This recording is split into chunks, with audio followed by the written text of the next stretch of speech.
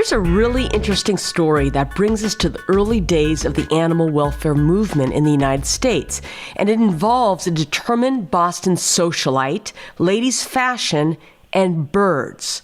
I want to welcome Kate Kelly, who is going to share this fascinating piece of American history with us. Kate is an author and historian, and her website is americacomesalive.com. Welcome back to the program, Kate. Thank you very much. I'm delighted to be with you. Kate, this is so fascinating for many reasons, but especially because it involves a woman in the 1800s and because it represents such a revolutionary idea, that being protecting animals. Kate, where does the story begin? Well, the story begins, in terms of the conservation part of the story, we pick up with Harriet Lawrence Hemenway. And she became active in about the 1890s because she became concerned about a fashion trend that had become popular in the 1870s. The fashion trend that bothered her was the fact that women had started wearing big brimmed hats with lots of decoration. The decorations were ribbons, they were feathers, they were all sorts of different things. And sometimes they were actually full bird bodies. Birds had been killed and stuffed and placed on the hat. Now, this trend seemed to be, it started in Europe and spread over to the United States. The bird killing in order to get these feathers was in Europe and then again gravitated over to the United States. And certainly the Florida Everglades was an area that was heavily hit because they could get snowy egrets down in that area, flamingos, all sorts of birds. And the hunters were just going in and decimating the population. They didn't take a few birds. They would kill massive numbers of birds, including mothers sitting on eggs or mothers taking care of their young, and they would take out that parent, and there was nobody there to care for the baby birds after that. So, of course, the birds didn't make it. So it was really growing to the point that there were fewer and fewer. I mean, the bird population was seriously and noticeably down. But when you look at the economy of the fad, you understand what was happening. In the late 1890s, the feathers were selling for $20 per ounce, and that's an ounce of feathers. That's quite a few feathers because an ounce of feathers is a very light thing, but you figure $20 at that time would have been worth $510 in money today. So this kind of hunting was actually more profitable than going out and digging for gold. So it was certainly something that was very, very prominent and prevalent at the time. At that time, Kate, was there any similar interest in the welfare of any other animals? Not at that time, because think about the fact that in the 1870s we had no motorized vehicles. People were still using horses and mules for pulling any sort of conveyance. So it was one of those things that animals were very much a part of people's worlds, but they weren't protected. You know, the cats were rodent catchers. The dogs might have been security dogs. I think people also did like having dogs around, but nobody really cared for them like pets in the way that we do today. So no one was watching out for animals at that time. So back to Hemenway. She was a real visionary, wasn't she? Yes, she was. And the thing that was so admirable about her was the part of the world that she attacked. She was not going to be the woman to go down and halt the hunters, but what she could do was begin to change the fashion trend.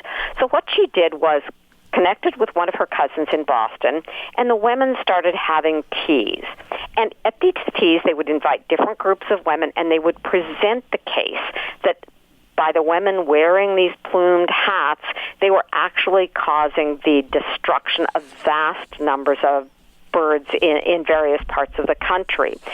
Now, some of the women were offended. They thought, this is not appropriate, and I'm going to wear what I'm going to wear, and they would walk out of the tea almost before they arrived. But other women stayed and listened, and eventually Hemenway was able to watch and see a change in the trend in this type of fashion. And, of course, once the trend becomes less popular, you see a drop in the market, which is what they needed to do in order to match what was going on in Florida, which was that there were environmentalists in the Everglades who were trying to put an end to this type of hunting. But the problem was that if you stationed a warden in a particular area, the warden was also very likely to be killed because, again, the value of those birds and the feathers was just so great to the hunters. Wow. Was there any indication that she had a particular fondness for birds? Did she like birds? Oh, that's a really good question. Don't know why Hemenway particularly beamed in on the birds. She and her husband were both environmentally interested, and eventually she not only started the Massachusetts Audubon Society chapter, but she also stayed with the organization long enough to convince them that buying land to set aside as a preserve was an activity that was important for nonprofit organizations. So what was Hemenway able to do to take action and get a male-dominated society to care about this cause? You know, I think she just pushed for the cause. Now, I have written about another woman who basically did work through her husband to establish the legal work and to establish a board of directors.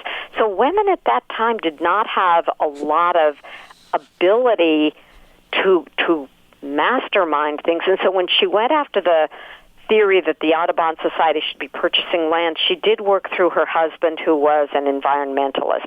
And I don't think the women particularly fought that at the time, simply because that was just how they could get something done.